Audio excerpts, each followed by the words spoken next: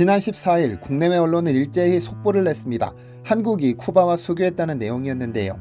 국가와 국가가 수교를 체결하는 것이 그리 특별할 것이 있겠냐마는 한국과 쿠바의 수교는 조금 결이 다릅니다. 왜냐하면 쿠바는 한국과 휴전 중인 북한과 1960년 외교관계를 수립한 형제국가니까요. 그래서 협상은 극도의 보안 속에서 진행됐습니다. 만약 이 사실이 북한에 알려진다면 엄청난 반발은 불을 보듯 뻔한 일이었고 자칫 무산될 수도 있는 상황이었죠. 그래서 한국과 쿠바 유엔 대표부는 외교 공식 편지를 교환하자마자 5분 뒤 공표해버렸는데 보안을 위해 분단위까지 맞춘 겁니다.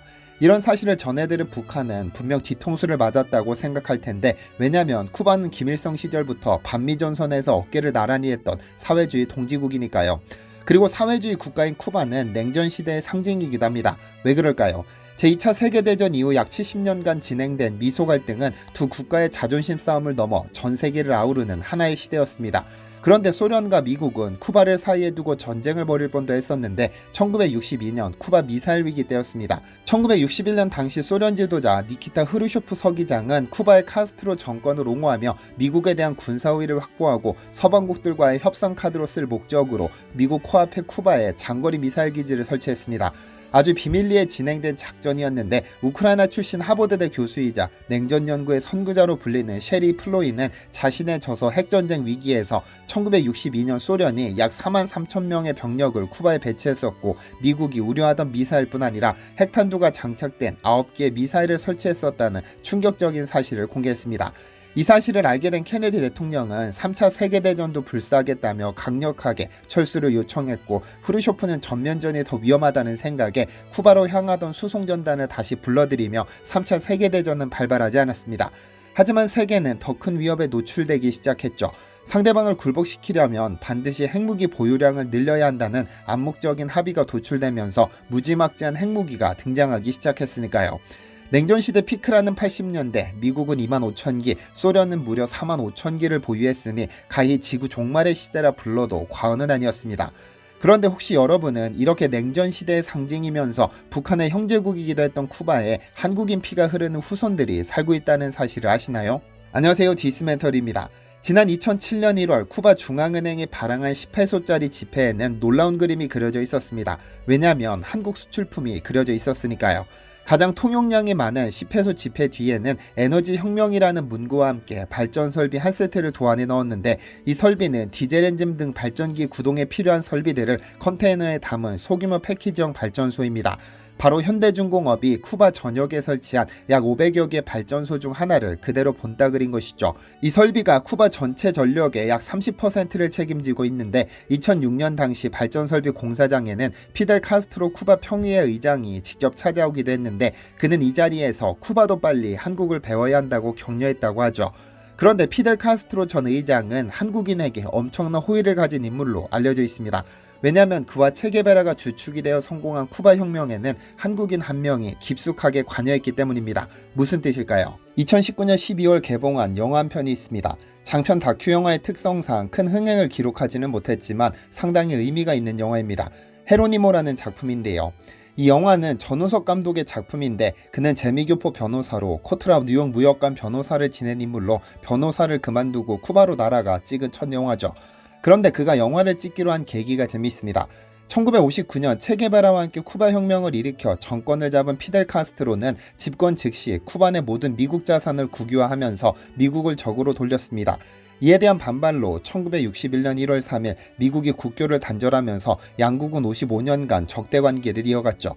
그러다 2014년 오바마 전 미국 대통령이 쿠바와의 관계를 회복하겠다고 선언하면서 양국 관계에 화사한 바람이 불자 전우석 감독은 쿠바로의 배낭여행을 계획합니다. 그리고는 2015년 12월 28일 쿠바 수도 아바나에 도착합니다. 당시 그가 묵기로 했던 호스텔은 그를 픽업하도록 택시기사를 보냈는데, 나는 한국인이고 할아버지가 이곳에 왔다는 택시기사 파트리샤 임의 말 한마디로 그의 인생이 달라졌습니다. 이튿날 초대받아간 택시기사의 집 거실에는 태극기가 걸려 있었고, 그 자리에서 듣게 된 내용은 더 충격적입니다. 그녀의 아버지 헤로니모 임은 2006년 사망했는데 그녀의 어머니가 들려준 헤로니모 임의 일대기는 영화 그 이상이었습니다. 그 자리에서 그는 영화를 제작하기로 마음을 먹었고 그 결과가 영화 헤로니모라는 작품입니다. 그의 이야기를 잠시 들어볼까요? 때는 바야흐로 1905년 5월 14일 일요일 오후 3시 1031명의 조선인들은 낯선 바다색과 언덕 하나 없이 펼쳐진 미지의 땅에 발을 내디뎠습니다. 이들 사이에는 어머니의 따뜻한 품에 안긴 어린 임천택도 있었죠. 이 임천택이라는 인물은 후일 김구의 백범일지에도 등장하는 독립운동가인데 두 돌도 지나지 않은 임천택은 어쩌다 배 타고 40일이나 걸려 12,000km 떨어진 낯선 땅으로 오게 된 걸까요? 뜨거운 사막에서만 자라는 식물 중 에네켄이라는 선인장 식물이 있습니다. 가장자리에 강한 가시가 자라는 이 선인장을 우리는 용설란이라고도 부르는데 1905년 멕시코 유카탄 반도에 도착한 조선인들을 부르는 또 다른 이름이기도 합니다.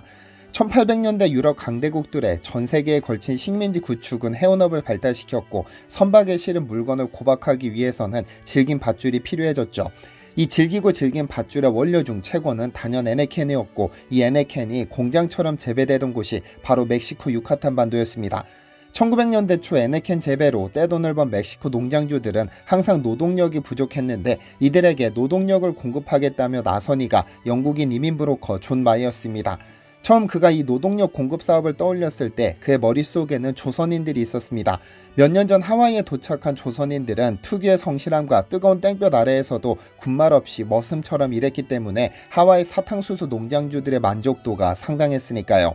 같은 조선인이면 멕시코에서도 잘하겠지라고 생각한 그는 즉시 조선으로 발걸음을 옮겼습니다.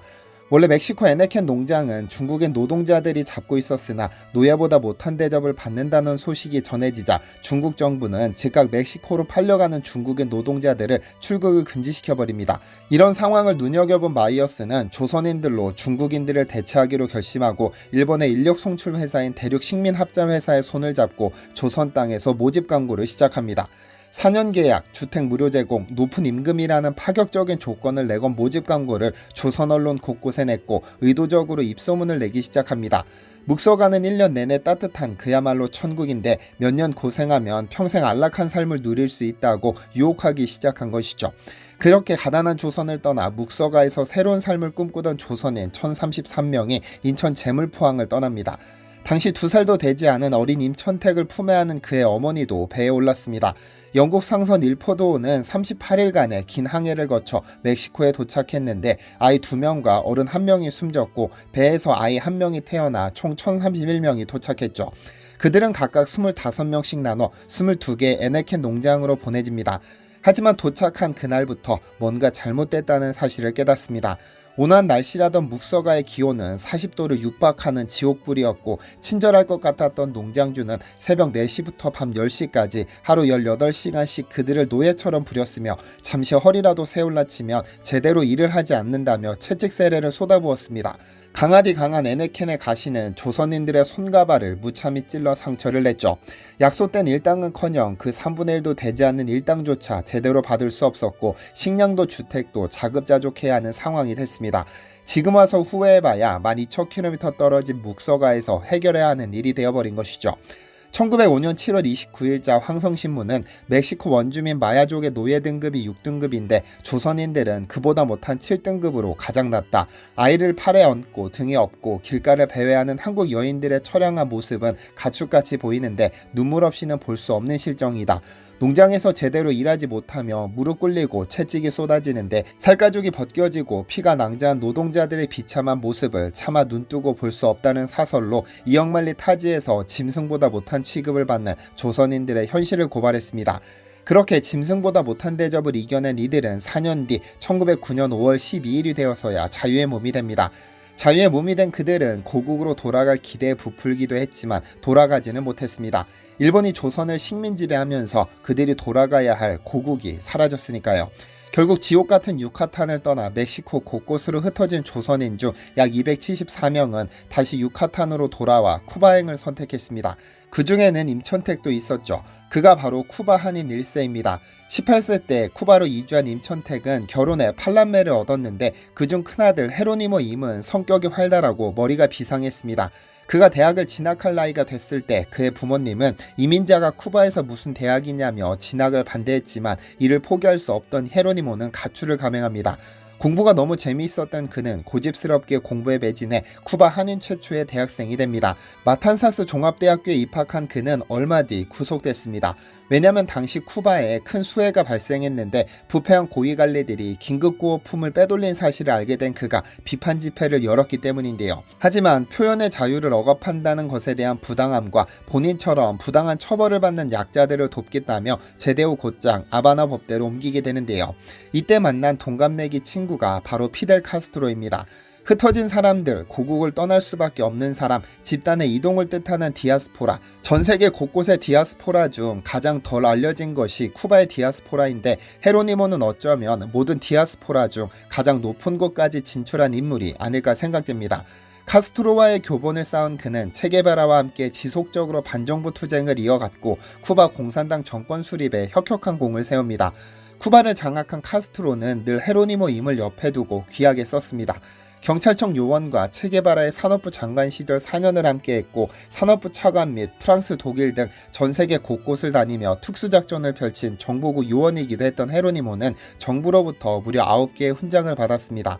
1988년 퇴직한 그는 소도시 기테라스의 시장을 지냈고 1995년 광복 50주년 기념 한민족 대축전에 초청받아 난생 처음 한국을 방문한 후로 죽을 때까지 한인 공동체 지도자로 헌신했습니다.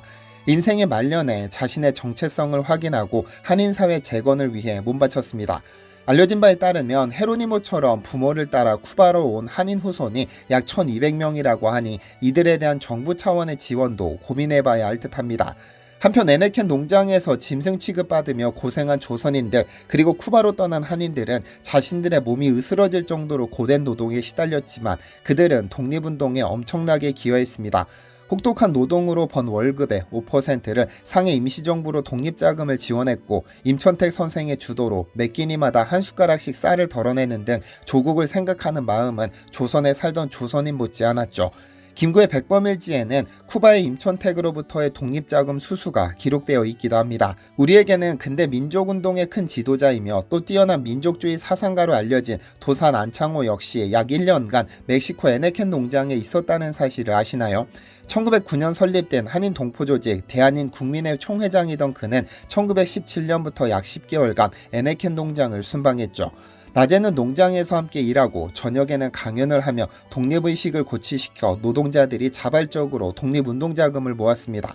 그는 일부 조선인들이 요령을 부리며 농장주를 속이자 어저기 한 단 묶는 것이 곧 나라일이다라며 지도하기도 했습니다. 그러면서 차차 농장주의 신용을 얻고 이후 노동규정을 만들어 농장주와 한인 간 불공정한 계약 문제를 해결한 것으로 알려졌는데요.